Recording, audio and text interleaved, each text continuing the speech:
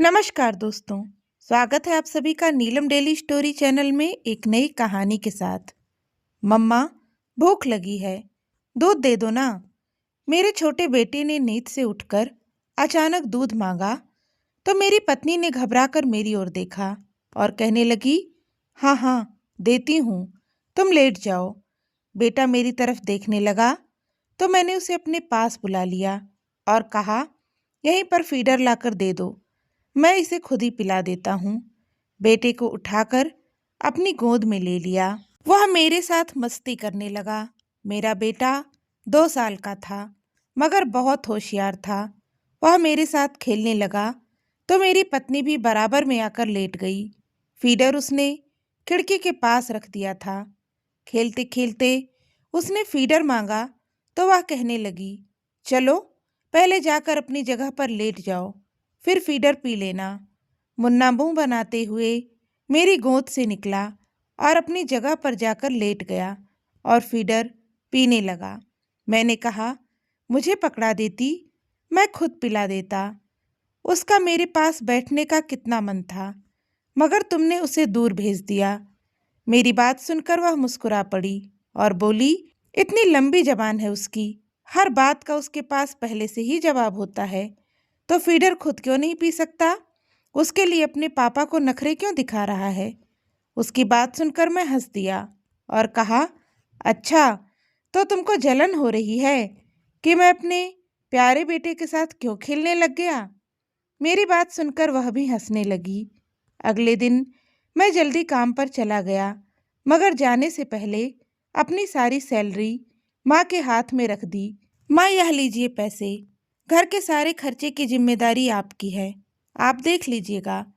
और सुमन को जिस चीज़ की ज़रूरत हो वह भी मंगा दीजिएगा। सुमन, तुम्हें जो कुछ भी चाहिए माँ को बता देना।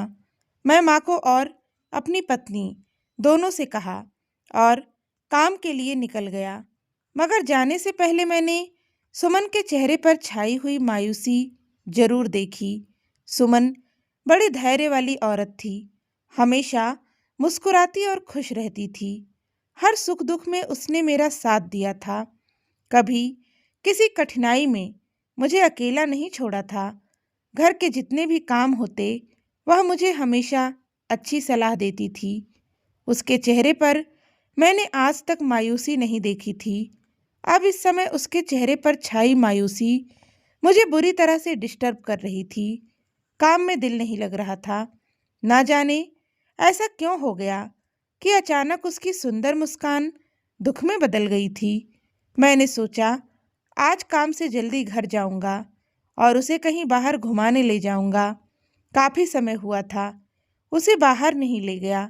शायद उसने भी यही सोच रखा हो कि मैं इस बार उसे बाहर जरूर ले जाऊंगा। मगर माँ को सारी सैलरी देते देखकर वह समझ गई होगी कि मेरे पास पैसे नहीं हैं। मेरे पास कुछ पैसे थे जो बोनस के मिले थे।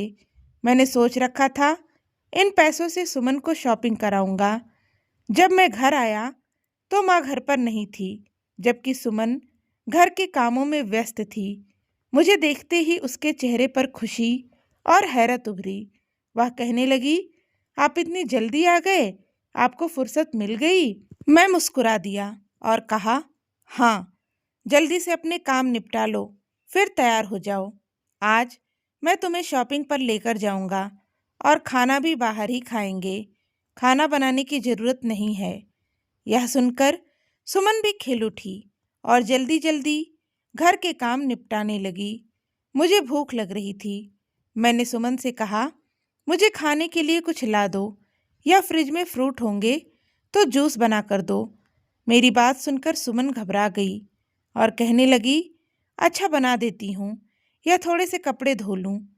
मैंने हाँ में सिर हिलाया और चारपाई पर लेट गया। सुमन ने मेरे सामने सारे कपड़े धो लिए थे, मगर अभी तक जूस बनाकर नहीं लाई थी। मुझे प्यास भी लग रही थी। दिल कर रहा था तुरंत कुछ मिल जाए जो खा लूं या पी लूं, ताकि भूख और प्यास दोनों खत्म हो जाए। मैंने सुमन को दोबारा आवाज़ दी और कहा, मुझे जूस बना दो या फ्रूट ले आओ, मैं फ्रूट खा लेता हूँ। सुमन कहने लगी, अच्छा, अभी यह कपड़े समेट कर रख दूं, फिर ले आती हूँ। और वह दोबारा काम में लग गई। मेरे सामने उसने घर के सारे काम निपटा लिए और खुद भी तैयार हो गई, मगर मुझे खाने के लिए कुछ भी नहीं दिया। अब मुझे उस पर गुस्सा आने लगा था। कब से भूखा आया हूँ, खाने को कुछ मांग रहा, मगर उसे होश ही नहीं। घर के काम निपटाने में पड़ी हुई है या अपनी तैयारी में। उसे शॉपिंग पर जाना मेरी भूख प्यास से ज़्यादा ज़रूरी लग रहा है। मेरा दिल बुरी तरह से खराब हुआ और मैंने उससे कहा, मुझे कुछ खाने को दोगी या नहीं? अगर पता होता कि जल्दी आ जाने पर ऐसे भूखा प्यासा बैठा रहना पड़ेगा तो आराम से ऑफिस में ही बैठता। दोपहर का खाना तक नहीं खाया मैंने। सुमन मेरी बात सुनकर शर्मिंदा सी हो गई और कहने लगी, मैं आपको खाने को कुछ देती हूँ, लेकिन पहले माँ जी आ जाएं। मैंने सोनू को भेजा है कि माँ जी को बुलाकर ले आए। तब मेरा दिमाग और खराब हो गया। मैंने कहा, माँ का मुझे खाने पीने की कोई चीज़ देने से क्या संबंध है? तुम तो मेरी पत्नी हो। मेरे खाने पीने का ख्याल रखना तुम्हारा कर्तव्य है। माँ तो आकर मुझे खाना नहीं देगी। पहले भी तो तुम घर का खाना आदि सब बनाती हो। अच्छा रहने दो यार, मैं खुद ही जाकर खा लेता हूँ। यह कहते हुए मैं किचन की ओर बढ़ा, जबकि सुमन और भी ज़्यादा डर गई और मुझे पकड़कर किचन में जाने से रोकने लगी। नहीं नहीं, आप किचन में मत जाएं, मैं खुद देती हूँ। लेकिन मुझे उस पर अच्छा खासा गुस्सा आ चुका था, इसलिए खुद ही किचन में चला गया। मगर जब अंदर गया तो अगला दृश्य देखकर मुझे तेज झटका लगा। अपनी आंखों पर विश्वास नहीं आ रहा था। फ्रिज, खाने पीने के राशन वाली अलमारी, हर एक चीज को ताला लगा हुआ था। कोई भी चीज खुली नहीं थी। किचन के बाहर कुछ भी खाने को नहीं था। मैं हैरानी से सुमन की ओर देखा और कहा कि तुम किचन में हर चीज में ताला लगा कर रखती हो, किससे छुपा रही हो? किसके लिए ताला लगाती हो? तब उसने सिर झुका लिया और कहने लगी, ताले मैंने नहीं, माँ जी ने लगाए हैं। उसकी चाबियां उन्हीं के पास होती हैं। मैं इतनी देर से माँ का इंतजार कर रही थी और इसीलिए आपको कुछ खाने को नहीं दिया। लेकिन माँ किचन को ताला क्यों लगाती है? मुझे नहीं पता क्यों लगाती हैं। माँ आएंगी तो उनसे ही पूछ लीजिएगा। सुमन कहते हुए किचन से चली गई। इस बार उसका स्वर थोड़ा गुस्से वाला भी था और जिंदगी में पहली बार ऐसा हुआ था कि उसने मुझसे ऐसे स्वर में बात की थी, वरना वह तो हमेशा बहुत प्यार से बात करती थी। मैं बेताबी से माँ का इंतजार करने लगा। माँ आई तो मैंने तुरंत सवाल किया कि माँ, किचन की हर चीज पर ताला क्यों लगा रखा है आपने? तो खाने पीने के लिए कुछ भी बाहर नहीं छोड़ा। क्या आप मुझे बता सकती हैं किसके खाने पीने की चीज किससे छुपाई जा रही है? घर में आपके, मेरे, सुमन और बच्चों के अलावा होता ही कौन है? कोई काम वाली तो आती नहीं जो आप यह सोचकर ताला लगा देती हैं कि कहीं वह राशन चुरा न ले जाए। मैं सीधे माँ से सवाल किया तो माँ हड़बड़ा गई, फिर तुरंत संभल गई और कहने लगी, मैं पड़ोस में जा रही थी और तुम्हारी पत्नी के सैर सपाटा का तो तुम्हें पता ही है। कभी भी मुंह उठाकर किसी के भी घर चल देती है। मैंने सोचा किचन को लॉक कर देती हूँ। बाहर का दरवाज़ा तो वैसे भी खुला होता है, कहीं ऐसा ना हो कि घर में कोई घुस जाए और राशन चोरी कर ले जाए। माँ का अजीब जवाब सुनकर मेरी समझ में नहीं आया था। सुमन तो कहीं भी आने जाने से बहुत घबराती थी, लेकिन मैं बात की गहराई में नहीं उतरा और माँ से चाबी लेकर फ्रिज से फ्रूट निकाले और खाने लगा। उसके साथ साथ सुमन और बच्चों को भी दिए। बच्चे ऐसे जल्दी जल्दी फ्रूट खा रहे थे जैसे पहली बार देख रहे हों। उनकी ऐसी हरकत पर मुझे बहुत गुस्सा आया। मैंने कड़ी नज़रों से सुमन की ओर देखा और कहा, तुम कैसी परवरिश कर रही हो बच्चों की? कैसे भूखों की तरह हर चीज पर टूट पड़े हैं? अगर मैं किसी दूसरे के घर पर होता तो मेरी क्या इज्जत रह जाती? ऐसे खा रहे हैं जैसे पहली बार फ्रूट देखे हों। प्लीज कुछ अच्छे तरीके से उनकी परवरिश करो। सुमन शर्मिंदा होकर सिर झुकाकर कहने लगी, दोबारा आपको शिकायत का मौका नहीं दूंगी। बच्चों को भी अच्छे से सिखा दूंगी। मैं आज दोपहर जल्दी घर आया था, मगर मेरा सारा मूड खराब हो चुका था और अब कहीं जाने का मन भी नहीं कर रहा था। मगर सुमन से पहले ही कह चुका था, अब इनकार कर देता तो उसे बुरा लग जाता, इसलिए चुपचाप उसके साथ चला गया। मगर सारा समय मैं माँ के किचन को ताला लगाने और बच्चों के भूखों की तरह टूटकर खाने के बारे में ही सोचता रहा। हम रात को देर से घर वापस आए। सुमन और बच्चे बहुत खुश थे और उनकी खुशी देखकर मेरा भी मूड अच्छा हो गया था। माँ घर पर हमारा इंतजार कर रही थी। वह हमारे साथ नहीं गई थी। मैं बाहर से लाया हुआ खाना उनके आगे रखा तो उन्होंने आराम से खाया और कहने लगीं, बहुत थक गए होगे, अब जाकर आराम कर लो और यह फालतू के खर्च कम करो। महंगाई का दौर है। आज बच्चे छोटे हैं, कल को बड़े हो जाएंगे तो खर्च संभालना मुश्किल हो जाएगा। सुमन के सामने ही मुझे अच्छी खासी बातें सुना दी। मैं चुपचाप कमरे में आ गया। सुमन पहले ही कमरे में जाकर बच्चों को सुला रही थी। छोटे बेटे ने दूध मांगा तो सुमन किचन में दूध लाने चली गई। बेटा पीछे से जिद करने लगा और रोने लगा। मैं सुमन को बुलाने के लिए किचन में आया तो देखा वह बर्तन धोकर साफ करके रख रही थी। मैं वहीं दरवाजे में खड़ा हो गया और उसे देखने लगा। उसका मुझ पर ध्यान नहीं था। उसने पानी से फीडर भरा और उसका ढक्कन लगाकर जैसे ही पलटी, मुझे दरवाजे पर देखकर एक पल के लिए ठिठक गई। आप यहाँ क्या कर रहे हैं? कब आए? और मुझे आवाज़ क्यों नहीं दी? वह घबरा गई थी। मैंने कहा, बस अभी आया था। मुन्ना रो रहा था और बार बार दूध की जिद कर रहा था। वह कहने लगी, अच्छा चलिए, कमरे में चलिए। मैंने उससे यह बात छुपा ली थी कि मैंने उसे फीडर में पानी भरते देख लिया था। मैं चुपचाप उसके पीछे चला आया। उसने मुन्ने को चारपाई पर लिटाया और उसके हाथ में फीडर दिया। उसने फीडर पकड़कर मुंह में डाल लिया और आराम से पीने लगा। मैं हैरत से यह सब देख रहा था। फीडर में पानी था, मैं यह बात अच्छे तरीके से जानता था और मुन्ना आराम से पी रहा था, जैसे वह पानी पीने का ही आदी हो। इसका मतलब था कि सुमन रोज मुन्ने को फीडर में पानी भरकर दिया करती थी। वह रोज पानी पीकर ही सोता था। यह उसके लिए कोई नई बात नहीं थी। मुझे कुछ दिन पहले की घटना याद आई, जब मुन्ना मेरे पास सोने की जिद कर रहा था। सुमन ने फीडर वहीं खिड़की पर रख दिया था, मेरे पास नहीं लेकर आई थी। मेरा दिल और बुरा होने लगा कि सुमन बच्चों को पानी क्यों देती है, उन्हें दूध क्यों नहीं देती। अगले दिन मैंने छुट्टी करने का इरादा किया। पूरा दिन मैं देखता रहा, लेकिन दूध वाला आया ही नहीं। डिब्बे के दूध से चाय बनी थी और फिर रात को सुमन ने वैसे ही पानी से फीडर भरकर मुन्ने को दे दिया था और वह भी चुपचाप पीकर सो गया था। मैं इतना कमाता था, इतनी अच्छी मेरी सैलरी थी, मगर उसके बाद भी मेरे बच्चे दूध को तरसते थे, बल्कि पानी को ही दूध समझकर पी लिया करते थे। मुझे बहुत दुख हो रहा था। मैंने सोच लिया था कि जल्दी ही माँ से बात करता हूँ और सुमन को अलग से खर्चे दे दिया करूँगा, ताकि वह बच्चों के लिए दूध इत्यादि ले सके।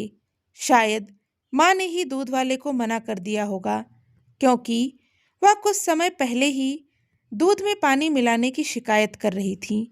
मैं जानते हुए भी माँ के बारे में कुछ बुरा नहीं सोचना चाहता था, मगर नहीं जानता था कि मेरे सामने माँ की ऐसी सच्चाई आने वाली है, जो मेरी आंखों से उनके प्यार की सारी पट्टियाँ हटाकर उनका ऐसा रूप दिखाएगा, जिससे देखने से पहले शायद मैं मर जाना पसंद करता।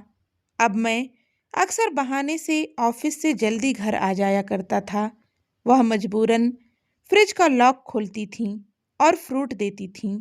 मैं अक्सर यह बात नोट करता था कि किचन की राशन वाली जगह पर और फ्रिज पर हमेशा ताला लगा होता था। चाबी हमेशा माँ के पास होती थी। सुमन के अधिकार में कुछ भी नहीं था। सब कुछ माँ ने अपने हाथ में संभाल कर रखा था और हर चीज पर गहरी नजर रखती थी।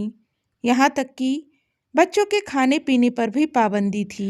ठीक है, थोड़ा कंजूसी से काम ले रही थी, शायद भविष्य के लिए पैसे बचा रही थी, मगर इसका यह मतलब तो नहीं कि मेरे बच्चों को ही भूखा रखती, उन्हें एक एक चीज के लिए तरसाती। क्या फायदा ऐसे पैसों का जो भविष्य के लिए संभाल कर रखे जाएं, मगर आज भूखा रहा जाए।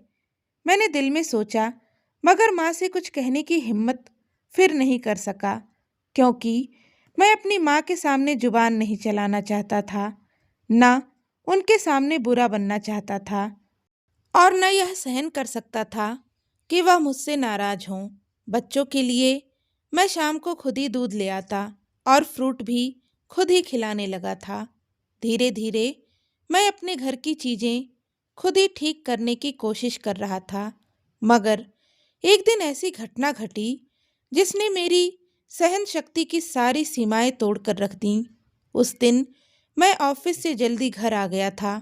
रास्ते में जो खाली प्लॉट पड़ता था, वहां मेरी नजर पड़ी तो मेरा दिल धक से रह गया। मुझे ऐसा लगा जैसे किसी ने मेरे कलेजे पर हाथ रख दिया हो। वहां मेरा बड़ा बेटा कचरे के ढेर से ब्रेड के टुकड़े साफ करके निकाल रहा था, फिर उन्हें एक थैली में डालकर तेजी से घर की ओर दौड़ पड़ा। मैंने उसका हाथ पकड़ लिया और गुस्से से कहा, यह क्या कर रहे हो तुम? क्यों कचरा उठा रहे हो? इनमें से खाने पीने की चीजें क्यों निकाल रहे हो? घर में तुम्हें किसी चीज की कमी है क्या? मुझे बताओ। तभी वह कहने लगा, माँ बीमार है और उन्हें भूख लगी है, इसलिए उनके लिए ब्रेड लेने आया हूँ। यह कहकर वह दोबारा घर की ओर दौड़ पड़ा। ऐसा लग रहा था जैसे कोई इमरजेंसी हो। मैं भी उसके पीछे ही आ रहा था। मेरा दिल उस समय बहुत बुरी तरह से दुखी हुआ जब मैं घर आया और एक भयावह दृश्य ने मेरा स्वागत किया। सुमन बुखार से तप रही थी और वह जमीन पर पड़ी हुई थी। मुन्ना वहीं उसके पास बैठा हुआ था, जबकि सोनू सुमन के मुंह में पानी में भिगोकर ब्रेड के टुकड़े डाल रहा था, जिन्हें वह मुश्किल से खा रही थी। एकदम से उसे उल्टी आई तो सारा खाया हुआ ब्रेड उसके मुंह से निकल गया। माँ सामने कोने में चारपाई डाले यह सारा दृश्य देख रही थीं, मगर ऐसे अनजान बनकर बैठी थीं जैसे कुछ भी नजर नहीं आ रहा हो। मैं वहीं ऑफिस का बैग फेंक कर सुमन की ओर भागा। सुमन, क्या हुआ? तुम ठीक तो हो ना? सुमन ने मेरी ओर देखा तो रोने लगी। बच्चे भी रोने लगे और कहने लगे, माँ बीमार थी तो हमने दादी से कहा कि बिस्किट या ब्रेड दे दें, मगर दादी ने साफ इनकार कर दिया और कहा कि तुम्हारी माँ ड्रामा करती है, इसलिए मैं यह ब्रेड ढूंढ कर लाया था, मगर माँ को उल्टी आ गई। माँ ने यह ब्रेड भी नहीं खाया। पापा, माँ मर तो नहीं जाएगी? मेरे बेटे ने यह कहा तो मैंने उसे उठाकर अपने सीने से लगा लिया और गुस्से भरी कड़ी नज़र से माँ की ओर देखा। मैं तुरंत सुमन को अस्पताल ले गया। डॉक्टर ने कहा कि सही खाना ना मिलने के कारण वह बहुत कमज़ोर हो रही है और अगर समय पर सही देखभाल ना की गई तो उसकी जान को खतरा है। मैं यह सब सुनकर सकते में आ गया। मैं वह आदमी था जिसने अपने घर में कभी किसी चीज की कमी नहीं आने दी थी, मगर उसके बाद भी मेरी पत्नी और बच्चे हर चीज को तरसते थे और कमजोरी का शिकार थे। वापसी पर मैं फ्रूट्स और जूस लेकर आया, खाना पैक करवा कर लाया था। घर आकर अपने बच्चों को खिलाया और फिर माँ के पास चला गया ताकि उनसे पूछ सकूं कि उन्होंने ऐसा क्यों किया। मैंने सुमन की हालत के बारे में माँ को बताया तो उन्होंने इस बात को ज़्यादा गंभीरता से नहीं लिया। कहने लगी, इस औरत को वैसे भी ड्रामा करने की आदत है। मैंने एक एक रुपया बचा कर रखा है, मैं देखभाल कर खर्च करती हूँ। मैं गुस्से में कहने लगा, माँ, आज के बाद मैं सिर्फ आपको आपका खर्च दूंगा, घर का खर्च मैं खुद चलाऊंगा। सुमन मुझे रास्ते में बता चुकी थी कि माँ उसे और बच्चों को खाने के लिए कुछ भी नहीं देती, एक एक चीज़ के लिए तरसाती है, हद से ज़्यादा कंजूसी करती है। उसके बाद मैं अपने घर का सारा खर्चा खुद चलाने लगा और धीरे धीरे हमारी परेशानियां दूर होती चली गईं। मेरी पत्नी और बच्चे खुश रहने लगे, बच्चों की आदतें भी बदल गई थीं और अब माँ भी ठीक से रहती थी, क्योंकि शायद उन्हें अपनी गलती का एहसास हो चुका था। दोस्तों, इस कहानी के विषय में आपकी क्या राय है? हमें कमेंट करके ज़रूर बताएं। कहानी अच्छी लगी हो तो प्लीज़ इसे लाइक करें, शेयर करें और चैनल को भी सब्सक्राइब करें। धन्यवाद।